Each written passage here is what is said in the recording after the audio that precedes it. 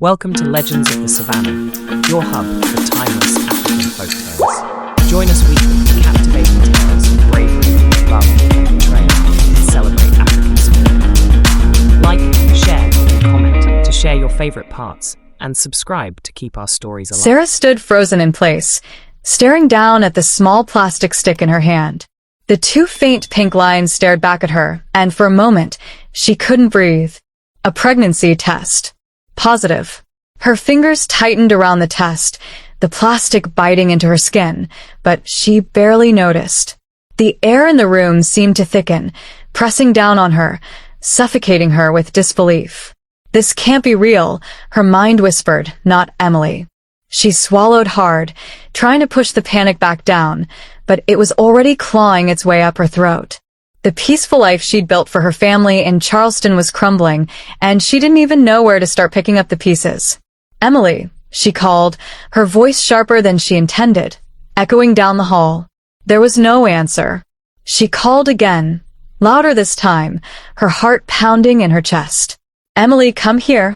A shuffle of feet followed, and soon Emily appeared at the doorway, her face pale, her eyes wide.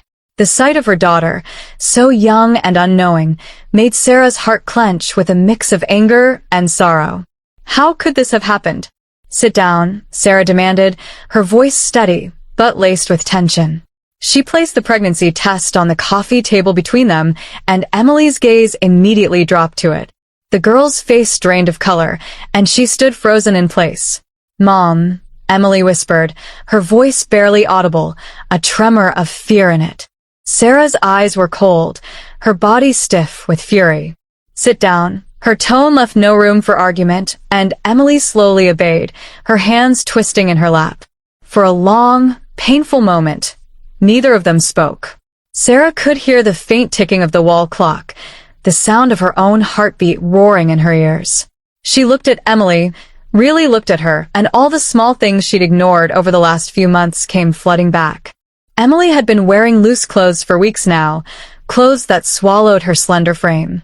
At first, Sarah had thought it was just a phase, some kind of teenage rebellion against her usual tidy appearance, but now it made sense. The way Emily had been avoiding looking at her lately, how she'd been spending more time alone in her room, skipping meals, and the way her body had seemed to fill out, the slight roundness that Sarah had refused to acknowledge until now. It all added up to this moment. "How long?" Sarah's voice broke the silence, her words clipped and cold. She didn't look away from Emily's face, watching the tears well up in her daughter's eyes. Emily opened her mouth to speak but hesitated, her bottom lip trembling as she finally choked out, 3 months. "I'm 3 months pregnant." Sarah's breath caught in her throat. 3 months. Her hands balled into fists on her lap, her knuckles white. 3 months, and you didn't say a word? Emily couldn't meet her mother's gaze. Tears streamed down her cheeks as she stammered. I didn't know how to tell you, Mom. I was scared. I didn't mean for this to happen." The anger building inside Sarah reached its peak. She stood up abruptly, pacing the room, her mind racing with a whirlwind of questions. How could her daughter, her 15-year-old daughter, be pregnant after everything they had taught her about faith, purity, respect? How could she have let this happen? "You were scared," Sarah snapped, turning back to face her daughter. "You were scared, so you thought hiding it would make it better? You thought lying to me, to your father, was the answer?" Emily wept, her shoulders shaking with the weight of her guilt. "I didn't want to disappoint you," she sobbed. "Well, you have." Sarah's voice broke, the anger now tinged with raw pain. She had never imagined this. This wasn't the life they had planned for Emily, a girl raised in a devout Christian home, a girl who knew better. They had brought her up with clear values, instilled a strong moral compass. They were Christians who went to church every Sunday, prayed together every night. This wasn't supposed to happen. Sarah sat back down, burying her face in her hands. "Who is it?" she asked, her voice muffled. "Who did this to you?" Emily hesitated again, her voice a fragile whisper. "Mom, I don't know. I'm not sure who the father is." The words hit Sarah like a physical blow. Her head snapped up, eyes blazing with disbelief. "What do you mean you don't know?" How can you not know? Emily was shaking now, her sobs uncontrollable. I don't remember, Mom. I had too much to drink. I don't even know how it happened. Subscribe. Let's continue second part. Sarah sat next to her daughter, Emily, as the evening quiet settled in around them. Emily's eyes were downcast, her fingers twisted tightly in her lap. The confession that had just spilled from Emily's lips lingered in the room like a heavy fog, suffocating the air. I can't believe this, Sarah whispered, her voice shaking. I can't believe you're telling me this now. Emily's face flushed with shame. She had hoped the secret would stay hidden forever, but it was out, and her mother's wrath was inevitable. Sarah stared at her daughter, her mind racing. She had raised Emily with strong values, with love and care, but now everything was falling apart. Sarah's hand trembled as it rested on the armrest of the couch. Her heart pounded in her chest, the anger rising like a fire inside her. What did I tell you, Emily? Sarah's voice broke, her eyes wide with disbelief. How could you keep this from me? How could you let this happen? The silence between them was thick, but it was soon shattered by Sarah's sharp words. It was that boyfriend of yours, wasn't it? Emily didn't respond. Instead, her face crumpled with more tears. The shame was consuming her. She couldn't even look her mother in the eye. Sarah's hands shook with a mix of disbelief and fury. Call him, she demanded, grabbing the house phone. Call that boyfriend of yours.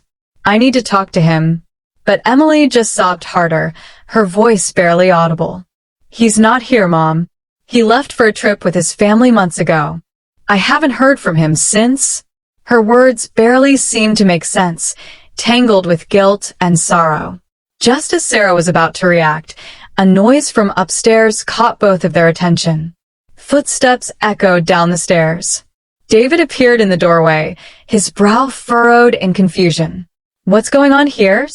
His eyes flicked between the two women, sensing the tense atmosphere, but not yet understanding what was unfolding. Sarah's face twisted with anger and anguish as she stood up, pointing an accusing finger at Emily. This little girl of ours is pregnant, she shouted.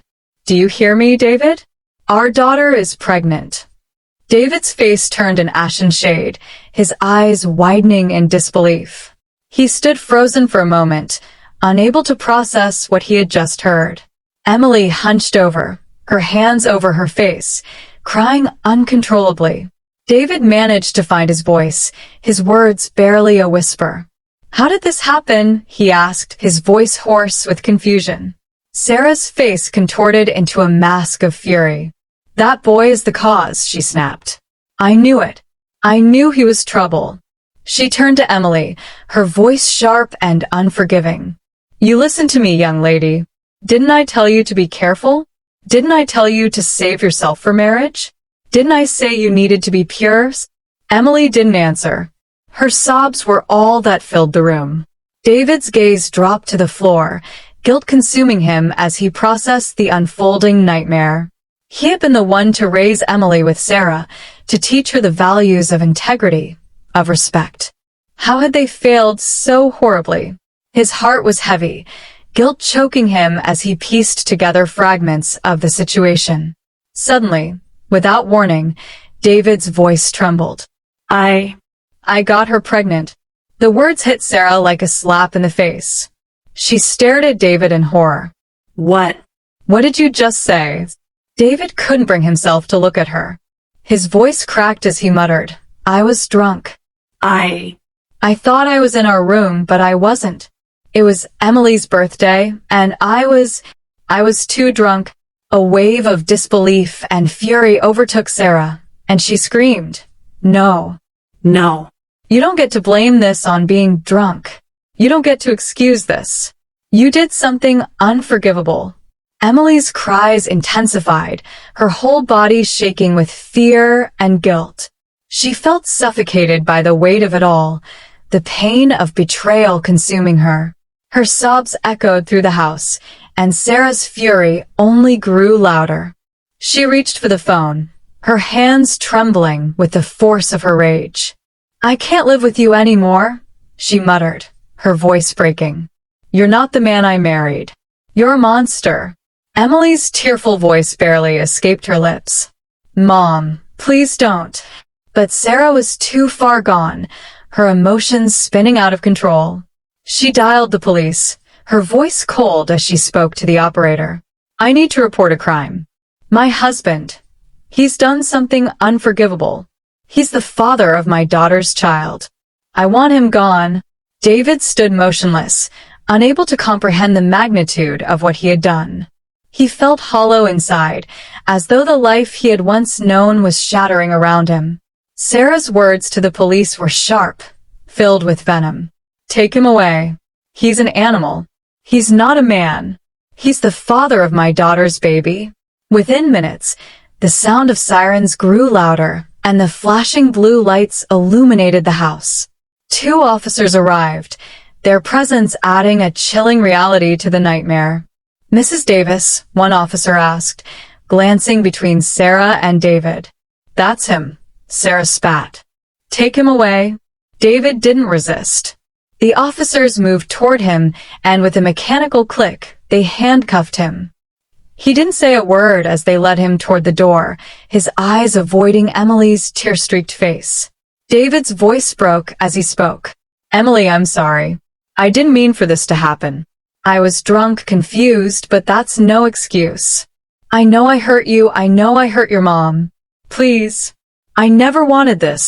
But Sarah, her eyes burning with rage, turned to him and screamed, "Get out. Get out of my life.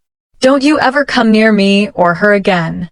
As the officers led David out of the door, Sarah stood frozen, her chest heaving with every breath. The fury that had consumed her now melted into a dull ache, replaced by a deep sadness she couldn't escape. Emily continued to sob, her body racked with grief. Finally, Sarah knelt before her daughter, her anger fading into overwhelming sorrow. She gently placed a trembling hand on Emily's shoulder. "I'm sorry, Emily," Sarah whispered, her voice soft now. "It's not your fault. It's never your fault. You didn't ask for this. You didn't deserve any of this." Emily's sobs quieted, and she leaned into her mother's embrace. In that moment, both of them knew their world had changed forever.